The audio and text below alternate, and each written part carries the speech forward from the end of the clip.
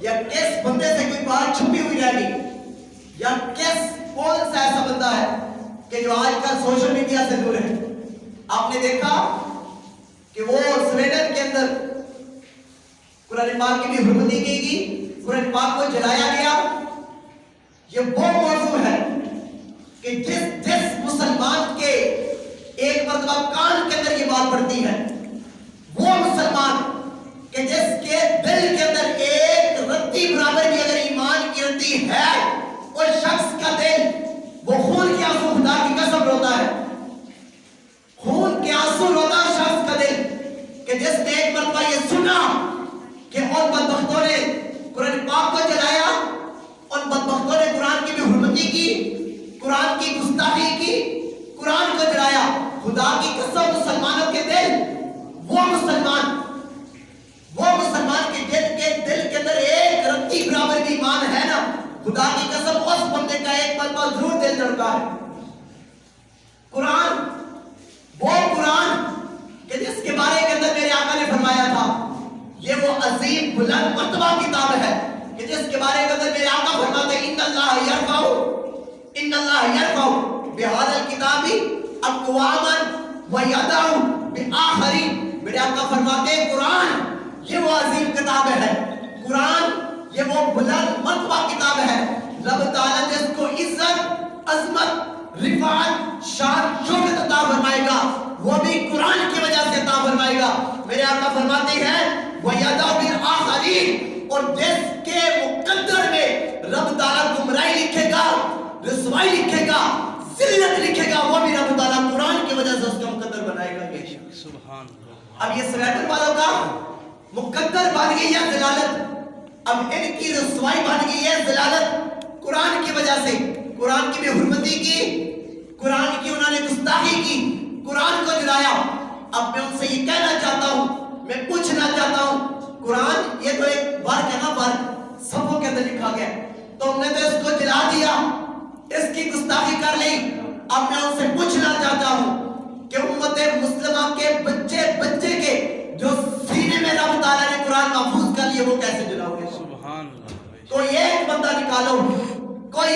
نکالو جو امت مسلمہ کے بچے کے سینے سے وہ قرآن کہ جو رب تعالیٰ نے الف لام میم سے لے کے والناس کی سین تک رب تعالیٰ نے امت مسلمہ کے بچوں کے سینے کے اندر اتارا ہے، جو محفوظ کیا بچوں کے سینے کے اندر، اس کو کون جلائے گا؟ اتنی بغیرتی نہیں ہونی چاہیے کہ جو قرآن کی بھی حرمتی کرے۔ خدا کی قسم یہ 2-3 دن پہلے نا جب خبر پہنچی، جب میں نے دیکھی تو خدا کی قسم جس بندے نے دیکھی نا تو اس بندے کا ایک مرتبہ دل وہ خون کے آنسو روتا ہے۔ کچھ حد تو ہوتی ہے کہ اتنی گستاخی کے جو قرآن کو جلایا جائے وہ سرے عام، تو بس افات یہ حالات ہے۔ تو اب یہ کہا جائے کہ ہمارے اوپر وہ قحط نازل نہ ہو، اب یہ کہا جائے کہ اس طرح سرے عام یہ نہیں کہ کسی نے چھپ کے کیا، گھر کے اندر بیٹھ کے کیا، نکر کونے کے اندر نہیں، سرے عام روڈ پہ کیا گیا۔ اب ہم اگر بولے نا، ہماری حکومت نہ بولے اور پھر ہم یہ کہہ دیں کہ جو ہمارے اوپر قحط آتا ہے ہمارے اوپر عذاب نازل نہیں ہوگا اس لیے کہ ہم نے سب کچھ دیکھ لیا، سب کچھ سن لیا، اس کے باوجود جو شخص بولتا نہیں، پھر وہ بندہ اس چیز کے لیے تیار ہو جائے کہ رب تعالیٰ کا عذاب کب نازل ہونا ہے اس پہ۔ کیوں؟ کیونکہ قرآن وہ کتاب ہے کہ جس کے بارے کے اندر نہ کوئی حدیث اس کے آئی اور نہ میں کسی اور کی قیاس میں جا رہا ہوں، بلکہ رب کا قرآن نص قطعی ہے۔ رب کا قرآن کہتا ہے اِنَّا نَحْنُ نَزَّلْنَا الذِّكْرَ وَإِنَّا لَهُ لَحَافِظُونَ۔ میرا رب ارشاد فرماتا ہے کہ یہ قرآن ہے، قرآن یہ وہ عظیم کتاب ہے کہ جس کی حفاظت کا ذمہ خود رب ذوالجلال نے اٹھا لیا۔ بے شک باقی جتنی کتب تھی نا، جتنی کتب تھی، قرآن، زبور، انجیل، جتنی کتب تھی، رب تعالیٰ نے یہ انبیاء کو عطا فرمائی اور ان کی حفاظت کا ذمہ بھی رب تعالیٰ نے انبیاء کو سونپا، خود نہیں لیا۔ لیکن قرآن یہ وہ عظیم کتاب ہے کہ اس کی حفاظت کا ذمہ وہ رب تعالیٰ نے خود اٹھایا۔ فرمایا یہ جیسے ازل سے آ گیا ابد تک ایسی چلے گا، اس کے اندر کوئی بھی تبدیلی نہیں کر سکتا۔ اِنَّا نَحْنُ نَزَّلْنَا الذِّكْرَ وَإِنَّا لَهُ لَحَافِظُونَ۔ رب نے ارشاد فرمایا کہ یہ عظیم کتاب ہے نا، یہ میں کسی اور کے حوالے اس کا ذمہ نہیں کر رہا بلکہ اس کا ذمہ میں خود اٹھا رہا ہوں۔ سبحان اور لوگوں قرآن کو اس کو سنبھالو، قرآن کو سنبھالو، قرآن کی حفاظت کرو۔ خواجہ معین الدین چشتی اجمیری رحمۃ اللہ تعالیٰ علیہ نے اس بات کو لکھا، اور آپ جانتے ہیں خواجہ معین الدین چشتی اجمیری کون ہے؟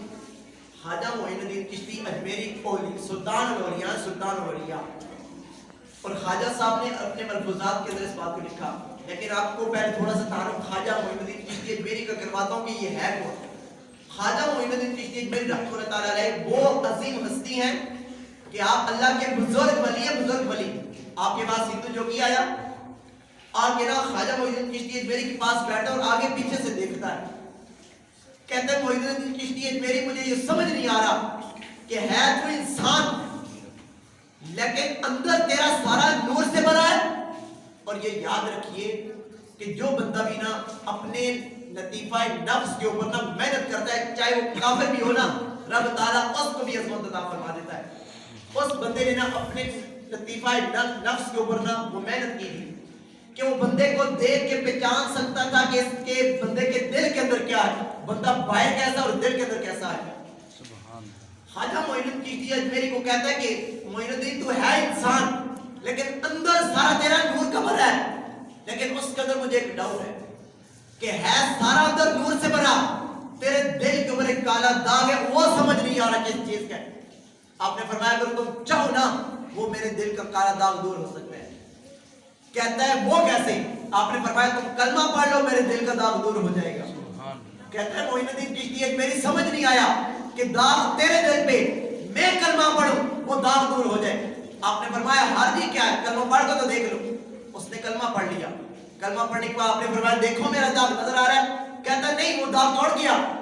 کہتا معین الدین ابھی بھی سمجھ نہیں آئی کہ داغ تیرے دل پہ تھا لیکن کلمہ میں نے پڑھا وہ داغ کیسے چلا گیا؟ آپ نے فرمایا بدبخت تم میرے سامنے نہیں، تم آئینے کے سامنے بیٹھا تھا، وہ داغ میرے سینے پہ نہیں، وہ داغ تیرے دل پہ تھا، کفر کا داغ۔ جب تو نے کلمہ پڑھا نا رب تعالیٰ نے کلمے کی برکت کی وجہ سے کفر کا داغ رب تعالیٰ نے اڑا کے رکھ دیا۔ اس کو کہتے ہیں معین الدین چشتی اجمیری۔ آپ نے اپنے ملفوظات کے اندر اس بات کو لکھا، آپ فرماتے ہیں کہ سلطان محمود غزنوی بادشاہ تھا، 1030 ہجری کے اندر اس کا وصال ہوا۔ سلطان محمود غزنوی کا جب وصال ہوا نا تو کسی شخص کی خواب کے اندر آیا تو پوچھا کہ اللہ نے تمہارے ساتھ کیا معاملہ فرمایا ہے، اللہ نے تمہارے ساتھ معاملہ کیا فرمایا، تمہیں بخش دیا یا نہیں؟ سلطان محمود غزنوی کہتا ہے کہ ہاں رب نے مجھے بخش دیا۔ تو کسی نے پوچھا کہ کس وجہ سے بخشا ہے؟ سلطان محمود غزنوی کہتا ہے کہ ایک رات میں ایک شخص کے ہاں مہمان گیا تو جس کمرے کے اندر اس نے مجھے سلایا نا تو اس کمرے کے اندر جو چھوٹی سی الماری تھی اس کے اندر قرآن رکھا تھا۔ تو میں جب لیٹنے لگا میں نے سوچا کہ یہاں پہ اگر میں لیٹ جاؤں گا میرے پاس قرآن پڑھا، قرآن کی یہ بے حرمتی ہو جائے گی، بے ادبی ہو جائے گی، میں نہیں لیٹتا۔ پھر میں نے سوچا قرآن کو اٹھا کے باہر رکھ دیتا ہوں پھر سو جاتا ہوں۔ جب قرآن کی طرف میں ہاتھ لے کے گیا پھر میرے ذہن کے اندر یہ خیال آیا کہ محمود غزنوی تم اپنے آرام کے لیے قرآن کو اٹھا کے باہر رکھ رہے ہو۔ سلطان محمود غزنوی کہتا ہے کہ میں ساری رات میں نے جاگ کے وہاں پہ گزار دی، ساری رات میں وہاں پہ بیٹھا رہا، صبح اٹھ کے میں نکل گیا۔ رب تعالیٰ کو میری یہ ادا اتنی پسند آئی، قرآن کا جب اتنا پسند آیا، فرمایا رب نے میرے کسی اور عمل کی طرف نہ دیکھا، رب نے میرا عمل اتنا پسند فرمایا کہ رب نے قرآن کے ادب کی وجہ سے رب تعالیٰ نے میری بخشش فرما دی۔ سبحان اللہ۔ یہ ہے قرآن کی عظمت، یہ ہے قرآن کی رفعت، یہ ہے قرآن کی عظمت، رفعت اور شان کہ جو شخص قرآن کی عظمت جو شخص قرآن کی عزت کرتا ہے، ادب کرتا ہے، اگر وہ اس کا اور کوئی عمل ہو نہ ہو، رب تعالیٰ اس ادب کی وجہ سے شخص کی بخشش فرما دیتا ہے۔